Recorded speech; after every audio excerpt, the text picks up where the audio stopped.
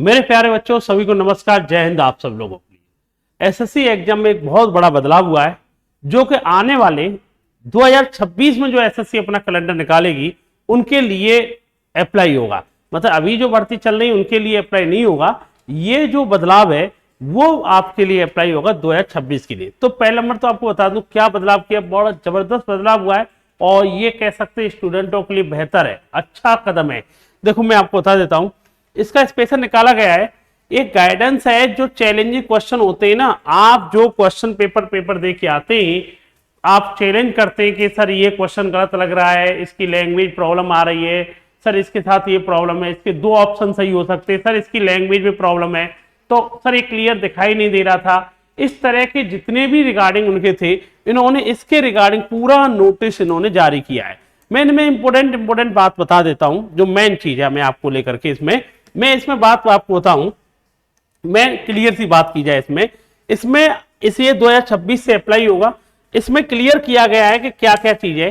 पहला नंबर तो क्लियर कर दिया गया है, जो क्वेश्चन इनकरेक्ट होगा या जिसका कोई भी ऑप्शन सही नहीं होगा या एम्बिगस कोई दिखाई स्पष्ट नहीं दे रहा होगा, वो क्वेश्चन डिस्कार्ड कर दिया जाएगा। मतलब इसका ये क्लियर है, वो क्वेश्चन गलत है, उसके नंबर सभी को मिलेंगे। किस कंडीशन में? गलत हो, कोई ऑप्शन सही नहीं हो और क्लियर दिखाई नहीं दे रहा हो, तो उसके क्वेश्चन को डिस्कार्ड कर दिया जाएगा और सभी स्टूडेंटों को उसके नंबर दिए जाएंगे, चाहे अटेम्प्ट करके आइए चाहे नहीं आइए, और टेंशन वाली बात नहीं। सेकंड नंबर, एक कंडीशन और लगा दी है कि भैया वो नंबर सबको कब मिल सकते हैं? जब आउट ऑफ सिलेबस क्वेश्चन आए। वैसे एसएससी का सिलेबस बहुत ज्यादा है, लेकिन फिर भी आपको कोई ऐसा क्वेश्चन लगता है ये सर कोर्स में भी नहीं है, तो वो क्वेश्चन आप अटेम्प्ट करके आओ या नहीं आओ, वो भी आपको सबको नंबर मिलेंगे।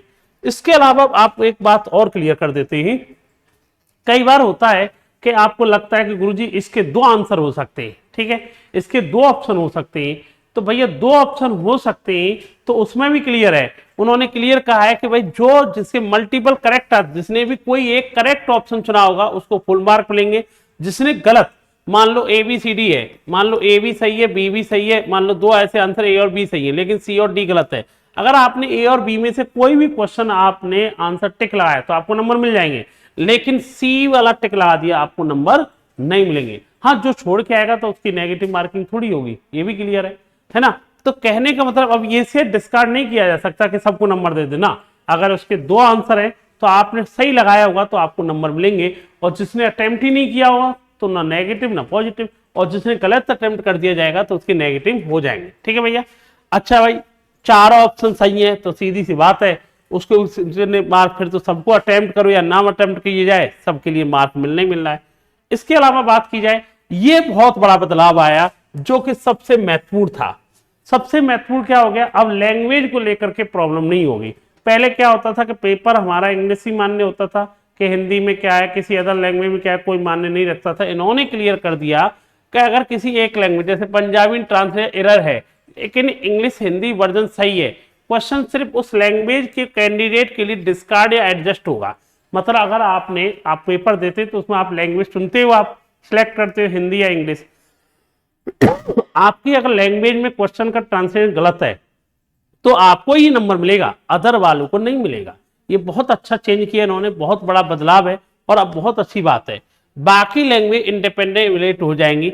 ठीक है, तो ये कहने का मतलब है, क्लियर सी बात है, जिस लैंग्वेज में आपने चुना है, मान लो हिंदी में आपने पेपर, पहले क्या होता था, पेपर आप कोई भी लैंग्वेज चुन लीजिए, क्वेश्चन इंग्लिश में मान्य होता था, लेकिन अब ऐसा नहीं है। आपने पेपर अगर हिंदी में गलत है तो जिन बच्चों ने पेपर देते समय हिंदी भाषा सिलेक्ट की गई है तो उन बच्चों को सबको ही नंबर लिया जाएगा। ये क्लियर सी बात है, डिस्कार्ड कर दिया जाएगा। अदर लैंग्वेज वाले बच्चों के साथ ऐसा नहीं होगा। ये बहुत अच्छा बदलाव इन्होंने पॉजिटिव किया है। एक बात और भी आई है, कई होती है बहुत बारीक मिस्टेक हो जाती है, लेकिन वो समझ में आने लग जाता है कि यार क्वेश्चन इतना पढ़ते पढ़ते अनुभव हो गया है कि हाँ इतना तो छोटा सा, कभी डेसिमल की या कुछ ऐसा मिस्टेक लग रहा है कि क्वेश्चन इसका आंसर सही होना चाहिए। उन्होंने कहा माइनर एरर जो क्वेश्चन की क्लियरिटी इंटेंट को अफेक्ट नहीं लेता है, इग्नोर किए जाएंगे। पहले क्या होता था, छोटे छोटे पॉइंटों पे इमेज में सर ऐसा होना चाहिए, ये होना चाहिए, इस तरह के कई सारे रीजनिंग में, जीके जीएस में सर इसके साथ ये वर्ड यूज नहीं हो सकता, बहुत सारी एरर आती थी।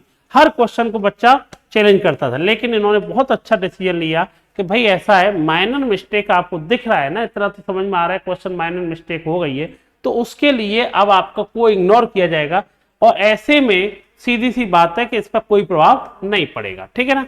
इसमें भी एक चीज और भी आती है, कई सारे बच्चे खासकर रीजनिंग वाले क्वेश्चन में डाउट आता है, गुरुजी हमारे इस कंडीशन से तो ये आंसर आ रहा है, दूसरी कंडीशन से दूसरा आंसर आ रहा है।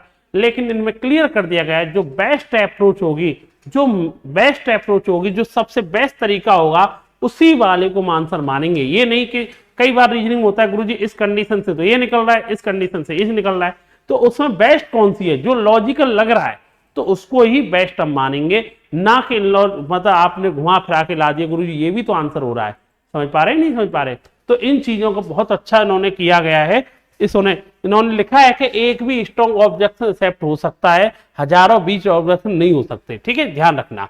इसके अलावा मैं आपको एक कह सकता हूं, इनमें सबसे मेन चीज इनमें क्या है, पॉइंट को लेकर के लैंग्वेज वाइज जो सबसे बड़ा चेंज किया गया है, जो लैंग्वेज आप सिलेक्ट करें, अगर आपकी लैंग्वेज में प्रॉब्लम है तो आपको नंबर मिलेगा, अलग लैंग्वेज वालों को नहीं मिलेगा। दूसरा इन्होंने क्या किया है, बेस्ट आंसर अप्रोच, मैंने आपको बताया जैसे रीजनिंग में 2 अप्रोच लगा दी, बच्चों ने दोनों ने आंसर दे दिया, उसकी अप्रोच से दूसरा आंसर है, दूसरा आंसर है, लेकिन जिसकी बेस्ट अप्रोच होगी उसी से आपको आंसर मिलेगा।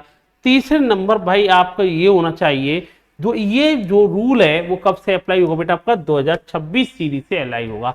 तो ये बहुत अच्छी चीज है, खासकर स्टूडेंटों के लिए ही लाभदायक चीज है, और अच्छी इन्होंने अप्रोच की है।